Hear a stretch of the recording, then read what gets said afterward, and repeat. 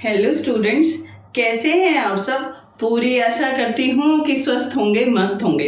आज इस वीडियो में हम क्या करने वाले हैं, क्लास 10th का हिस्ट्री का चैप्टर नेशनलिज्म इन इंडिया। इससे पहले की वीडियो में मैं आपको इस चैप्टर के बहुत सारे टॉपिक समझा चुकी हूँ, चाहे वो सत्याग्रह का मीनिंग है, अर्लियर सत्याग्रह है, रोल एक्ट है, जलियांवाला बाग है, खिलाफत है, या फिर हिंद स्वराज है, चोरा चोरी इंसिडेंट्स है, डोमिनियन स्टेटस है, साइमन कमीशन है, economical depression, Lahore session, Dandi march, civil disobedient movement और उसका बंद हो जाना। ठीक है, तो एक एक करके ये पूरा चेन में मैं आपको इवेंट बताती जा रही हूँ। और बहुत ही सिंपल स्टोरी है, देश की आज़ादी और वो आंदोलन जिसमें लोगों ने बढ़ चढ़कर आज़ादी के लिए पार्टिसिपेट करा। Today we talk about communities.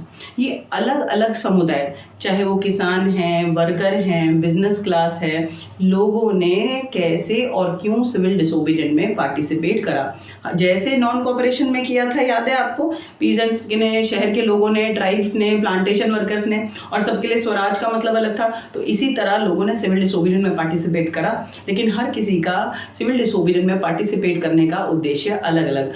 Let's talk about rich peasants. Why on a large scale rich peasants participated in civil disobedience movement in second जब गांधी जी ने जब सेकेंड मूवमेंट चलाया, रीलॉन्च करा सिविल डिसोबीडिएंट, क्या रिच पीजेंट्स ने participate करा, और नहीं किया तो क्यों नहीं किया, वो मैं आपके सामने रखी हूँ। जरा थोड़ी सी शांति से सुनना, अभी आपको समझ में आ जाएगा। ठीक है, देखो बेटा, रिच पीजेंट्स को देखो, जो किसान होते हैं ना, उनकी कैटेगरी होती है। ठीक है, एक किसान जिनके पास थोड़ी ज़मीन होती है, एक किसान जिनके पास होती ही नहीं है, वो एज अ टेनेंट दूसरे की ज़मीन को किराए पे लेके काम करते हैं, और एक किसान लैंडलॉर्ड्स होते हैं, ज़मींदार जिनके पास बहुत बड़ी बड़ी ज़मीनें होती हैं। ठीक है, तो यहाँ पर मैं आपको बता रही हूँ अबाउट रिच पीजेंट्स जिनके पास बहुत सारी ज़मीनें हैं। ड्यूरिंग सिविल डिसोबीडिएंस रिच पीजेंट्स, जो पट्टीदार, गुजरात के रिच पीजेंट्स को कहते हैं पट्टीदार। पहले तो इतना समझो, गुजरात के जो रईस किसान हैं उनको क्या कहते हैं, पट्टीदार। और उत्तर प्रदेश के जो रईस किसान है, रिच किसान, उनको कहते हैं जाट। तो पट्टीदार of Gujarat and Jat of Uttar Pradesh, These two peasants community are rich.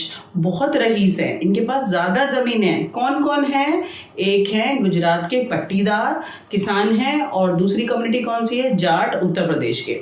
ठीक है, तो ये एक नंबर में अलग से आ जाता है कि इन्होंने सिविल डिसोबीडिएंस में पार्टिसिपेट करा। क्यों? क्योंकि मैं आपको पहले ही बता चुकी हूँ, ड्यूरिंग इकोनॉमिकल डिप्रेशन, जो इनके एग्रीकल्चर क्रॉप्स हैं उनका प्राइस फॉल डाउन हो गया, ये एक्सपोर्ट नहीं कर पा रहे थे, और जब बेच नहीं पा रहे हैं तो इनके पास पैसा नहीं आ रहा, और they unable to pay revenue to Britishers and they were demand to Britishers reduce revenue. भैया, जो रईस किसान हैं उनको लैंड टैक्स देना है, ब्रिटिशर्स को वो हाथ जोड़ रहे हैं ब्रिटिशर से कि अभी हमारी जो फसल है वो बिक नहीं रही है, औने पौने दाम पे बिक रही हैं, हम बर्बाद हो रहे हैं, तो आपको रेवेन्यू कहाँ से दें।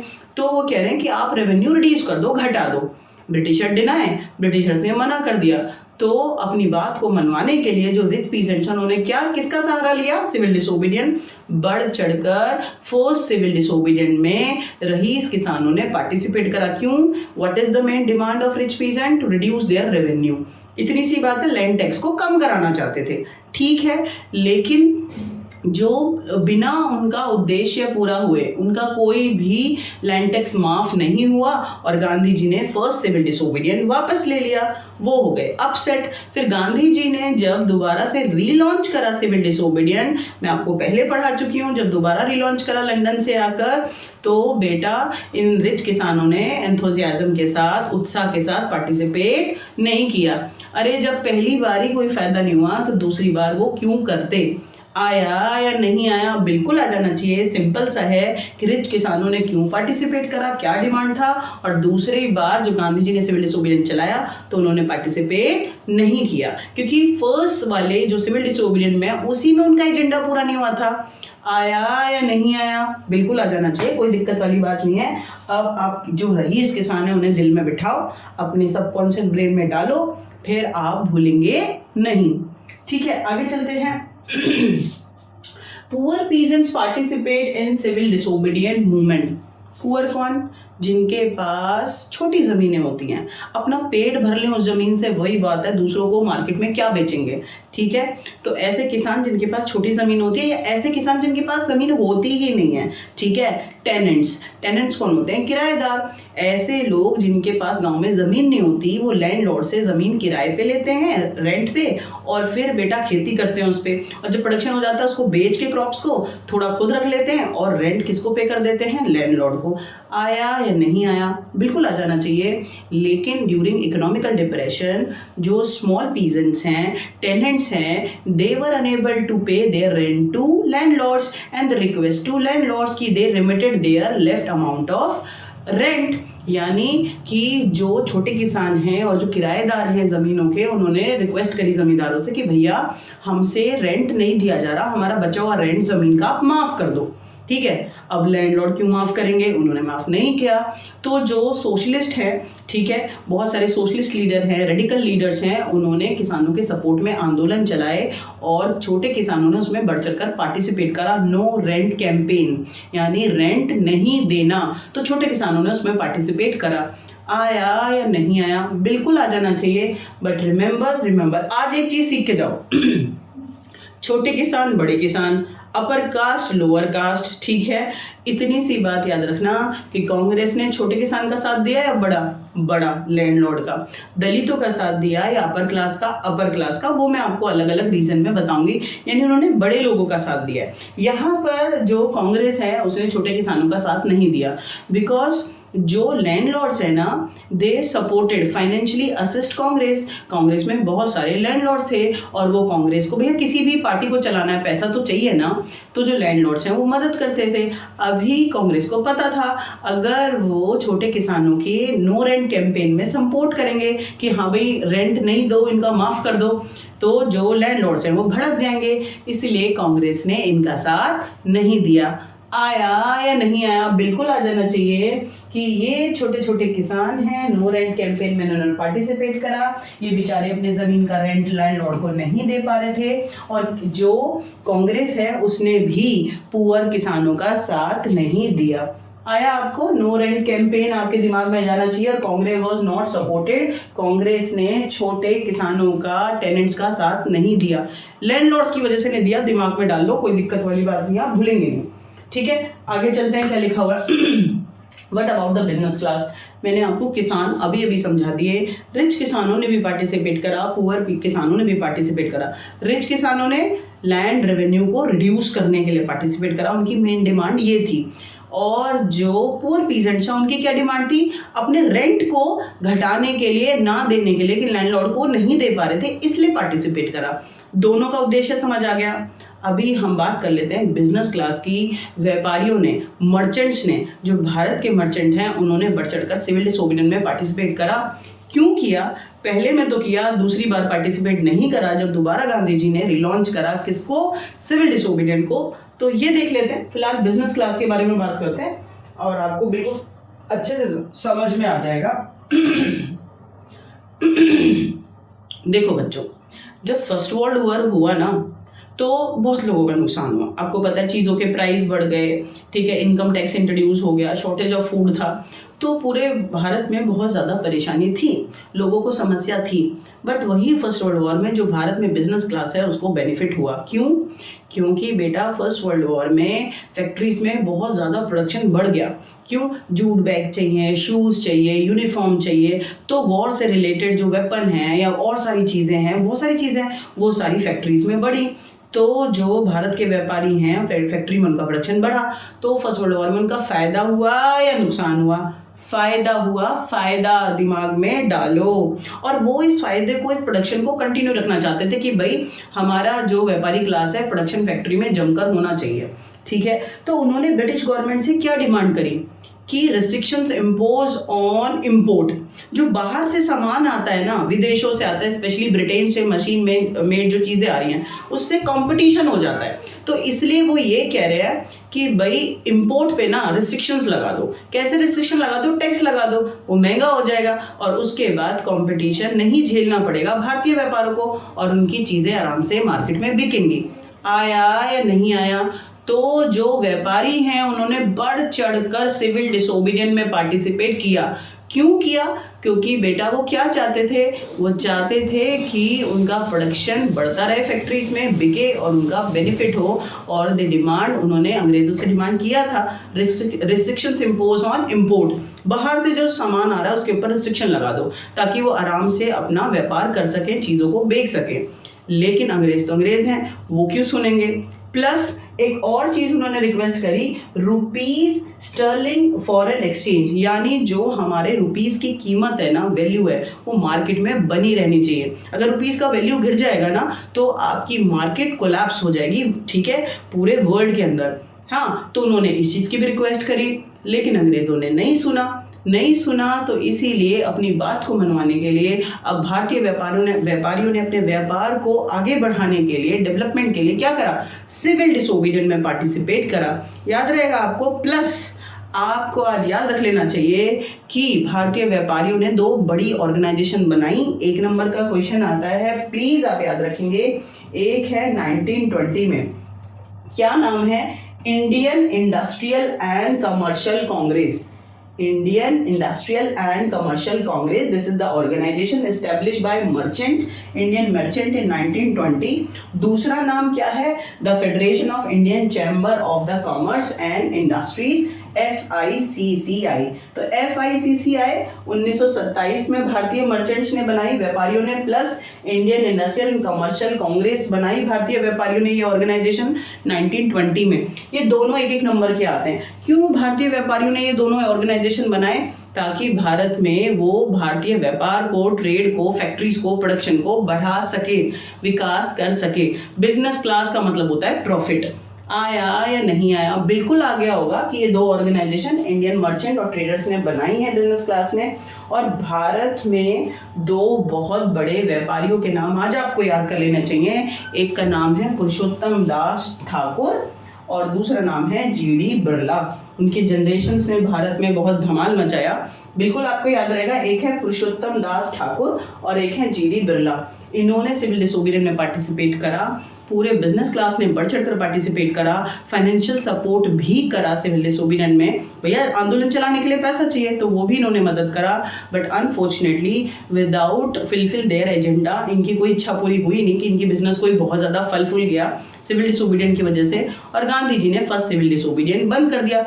जब गांधी जी ने दोबारा रीलॉन्च सिविल डिसोबीडियंस किया, फिर बिजनेस क्लास ने भी पार्टिसिपेट नहीं करा। एक, क्योंकि उन्हें पता था कि फर्स्ट सिविल डिसोबीडियंस से उन्हें कोई फायदा नहीं हुआ। दूसरा कि इस दौरान ना, जब सेकेंड सिविल डिसोबीडियंस चल रहा था, तो जो कांग्रेस में ना बहुत सारे सोशलिस्ट लीडर बन चुके थे। और जो सोशलिस्ट लीडर होंगे ना, वो समाज में सबके लिए इक्वालिटी चाहेंगे। और जो बिजनेस क्लास होती है वो प्रॉफिट चाहती है। प्रॉफिट तो तब होगा ना जब वर्कर क्लास को सप्रेस करेंगे। आया समझ में? तो सोशलिज्म जो यंग लीडर है कांग्रेस में बढ़ रहा था, तो इस वजह से जो सिविल डिसोबीडियंस में बिजनेस क्लास ने बढ़ चढ़कर पार्टिसिपेट करा था, अब वो थोड़ा कांग्रेस से पीछे हट गई। अभी वो सेकेंड सिविल डिसोबीडियंस में पार्टिसिपेट नहीं करना चाहते। Hopefully you understand. लगाओ इमेजिनेशन, आ जाओ इमेजिनेशन में। भारत है, बिजनेस क्लास है, फर्स्ट वर्ल्ड वॉर में उन्हें फैक्ट्रीज में प्रोडक्शन बढ़ा, प्रॉफिट हुआ, वो यही प्रॉफिट कंटिन्यू करना चाहते थे। अंग्रेजों से उन्होंने डिमांड की कि रिस्ट्रिक्शंस इम्पोज ऑन इम्पोर्ट, बाहर से आने वाली चीज़ों पर क्या लगा दिया जाए? टैक्स लगा दिया जाए, और उनका जो भारत में जो चीज़ें हैं बन रही हैं फैक्ट्री में, वो अच्छे से बिक सकें और उनको प्रॉफिट हो, ठीक है। और फॉरेन एक्सचेंज जो हमारा रुपीज़ है स्टर्लिंग, वो भी बैलेंस रहे, हमारे रुपीज़ का वैल्यू बना रहे। बट जो अंग्रेज हैं उन्होंने अवॉइड करा। तो जो बिजनेस क्लास है उन्होंने सिविल डिसोबीडियंस में पार्टिसिपेट करा। प्लस उन्होंने 2 ऑर्गेनाइजेशन बनाई, Indian industrial and commercial Congress 1920 और 27 में FICCI नाम की ऑर्गेनाइजेशन बनाई। भारत में 2 बड़े जो बिजनेस क्लास इंडस्ट्रियलिस्ट हैं, उनका नाम है पुरुषोत्तम दास ठाकुर और जीडी बिरला। तो आज आपको बिजनेस क्लास समझ में आया होगा। अलग से पेपर में बिजनेस क्लास आ जाता है, क्यों पार्टिसिपेट करा, कैसे किया और क्यों नहीं किया। जब गांधी जी ने सिविल डिसोबीडियंस रीलॉन्च करा सेकेंड बार, तो उन्होंने पार्टिसिपेट नहीं किया। तो वो मैं बता चुकी हूँ, आपको बहुत अच्छे से समझ में आ गया होगा। What about the business classes, ठीक है। जो बिजनेस क्लासेस हैं वो बेटा, जस्ट 1 सेकेंड, हाँ, ये देखो आप दोनों, ये पुरुषोत्तम दास ठाकुर और जीडी बिरला की क्या है, फोटोग्राफ है। आपको माइंड में आ जाएगा कि हाँ मैम ने बोला था कि ये दोनों बहुत ज़्यादा इंपॉर्टेंट नेशनलिस्ट हैं ड्यूरिंग सिविल डिसोबीडियंट मूवमेंट। अभी आप ये बात को समझो, worker participate in civil disobedient movement, worker participate in civil disobedient movement. अब वर्कर्स ने क्यों पार्टिसिपेट करा, कैसे किया, हमें वो समझना है। पीजेंट्स ने कैसे करा, रिच ने समझ आया। पुअर पीजेंट्स ने कैसे करा, समझ आया। बिजनेस क्लास ने क्यों किया, समझ में आया। अभी हम वर्कर क्लास पढ़ रहे हैं कि वर्कर्स ने क्यों सिविल डिसोबीडियंट में पार्टिसिपेट करा। ठीक है, बढ़ चढ़ कर करा या बस विदाउट एंथुसियाज्म ऐसे ही करा, वो हमें यहाँ पर समझना है। बहुत ज़्यादा इंपॉर्टेंट है, शांति से समझेंगे। Industrial working classes did not participate in civil disobedient movement in a large number. ठीक है, सिर्फ नागपुर छोड़ दो, नागपुर महाराष्ट्र। वो क्या कह रहे हैं कि जब सिविल डिसोबीडियंट चला ना तो वर्कर क्लास ने बढ़ चढ़कर पार्टिसिपेट किया ही नहीं। ठीक है, क्योंकि बिजनेस क्लास पार्टिसिपेट कर रही है, कांग्रेस बिजनेस क्लास को सपोर्ट कर रही है, तो जो लोअर क्लास के वर्कर हैं जो इंडस्ट्रीज में काम कर रहे हैं, फैक्ट्री में, उनका कौन राइट्स के बारे में सोचेगा। तो उन्होंने इतना एंथुसियाज्म के साथ पार्टिसिपेट नहीं करा। सिर्फ जो नागपुर के वर्कर क्लास है उसने पार्टिसिपेट करा। ठीक है, और जो डॉक वर्कर हैं, जो शिप पे काम करते हैं, रेलवे वर्कर्स हैं, 1930 और 32 में इन्होंने सिविल डिसोबीडियंट में पार्टिसिपेट करा। ठीक है, जो 1930 में जब सिविल डिसोबीडियंट चला तो 1000 वर्कर, हजारों वर्कर्स ने गांधी जी के नाम का कैप पहना और जो सिविल डिसोबीडियंट में जो जो प्रिंसिपल उन्होंने फॉलो करे, लाइक बाइकआउट करना है तो करो बाइकआउट, है ना। तो कुल मिलाकर हजारों वर्कर्स ने सिविल डिसोबीडियंट में पार्टिसिपेट करा, लेकिन बहुत ज़्यादा नंबर नहीं है वर्कर्स का, नागपुर के वर्कर्स ने पार्टिसिपेट करा। ठीक है, याद रहेगा आपको। और एक नाम याद रखना है आपको, छोटा नागपुर। ठीक है, छोटा नागपुर में जो माइन है, माइन में काम करने वाले वर्कर्स हैं, उन्होंने भी पार्टिसिपेट करा। गांधी जी के नाम की उन्होंने कैप पहनी और उन्होंने जो रैलीज हुई सिविल डिसोबीडियंट में, स्ट्राइक हुई, डेमोन्स्ट्रेशन हुआ, बाइकआउट हुआ, उसमें उन्होंने पार्टिसिपेट किया। आया या नहीं आया, छोटी सी बात है कि वर्कर्स ने भी सिविल डिसोबीडियंट में पार्टिसिपेट करा और रैलीज में, डेमोन्स्ट्रेशन में पार्टिसिपेट करा। एक याद नाम रखना है, छोटा नागपुर के माइंस में जो काम करते थे उस जगह पर वर्कर, उन्होंने पार्टिसिपेट करा, नागपुर। ठीक है, बाकी बेटा ज्यादा बड़े लेवल पे वर्कर्स ने इसमें इंटरेस्ट नहीं दिखाया। ठीक है, इतनी बात आपको समझ में आ गई, बिल्कुल आ जाना चाहिए, कोई दिक्कत वाली बात है नहीं। अभी हम देखते हैं वुमेन। मैंने आपको जब डिफरेंस बताया था नॉन कॉपरेशन और सिविल डिसोबीडियंट में, तब भी बताया था कि औरतों ने सिविल डिसोबीडियंट में बढ़ चढ़कर पार्टिसिपेट करा, नॉन कॉपरेशन में इतना नहीं किया था, याद रहेगा। तो प्लीज अगर वुमेन के ऊपर आए कि what was the role of women in civil disobedient, क्या उनको कोई राइट्स मिले थे, जी नहीं। सिर्फ on a large scale in rural area, in urban area, जो रिच पीजेंट्स की ना बेटियां हैं या उनके घर में औरतें हैं, उन्होंने, या शहरों में जो पढ़ी लिखी औरतें हैं, उन्होंने बढ़ चढ़कर क्या करा, सिविल डिसोबीडियंट में पार्टिसिपेट करा। इतनी बात आपको याद रहेगी। बट क्या सिविल डिसोबीडियंट के बाद वुमेन एम्पावरमेंट हुआ? They were enhance some power? No. Congress ने या गांधी जी ने या किसी ने भी उन्हें कोई वोटिंग राइट, कोई पॉलिटिकल राइट नहीं दिया था। No one interested.